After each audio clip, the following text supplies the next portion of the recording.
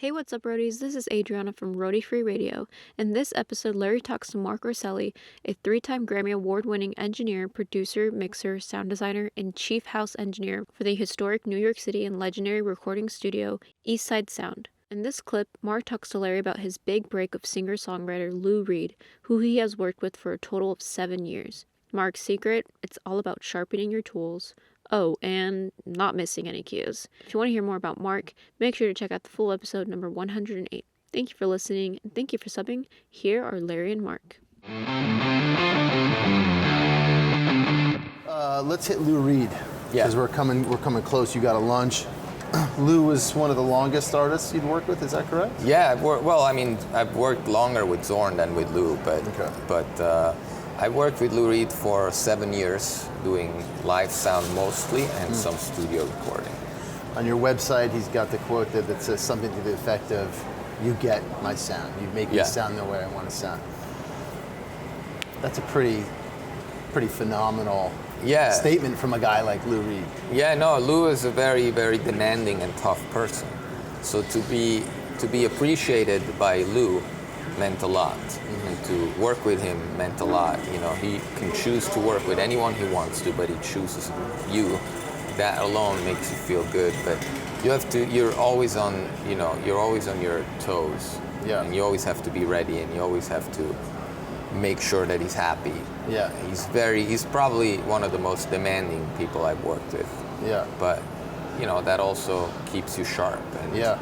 How did that come about? It came about originally through Zorn, because Zorn, not many people know this, but Zorn actually introduced Lou Reed to Laurie Anderson, who then, worked together as a couple for 15 years and got married. So Zorn originally introduced me to Laurie, who needed a sound engineer for a tour she was doing, her Homeland tour. Yeah. So I mixed Laurie's show on the road around the world for several months. Excuse me.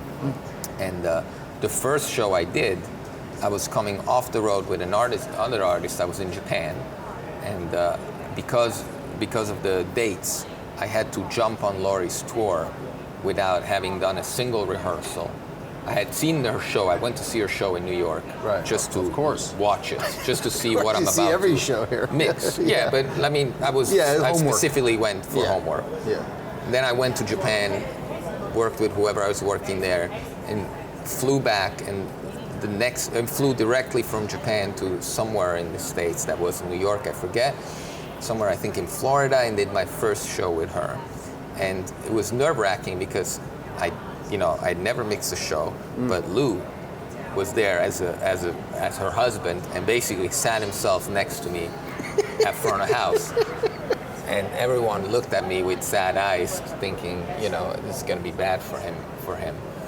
And I mixed the show. Did he comment? I was expecting him at any minute to comment, and he didn't say anything the whole night. And wow. And then after the show, Laurie took me aside and said, "I want you to know, Lou was very impressed with the fact that you had never mixed a show and you didn't miss a cue and everything sounded great." I was like, "That's awesome."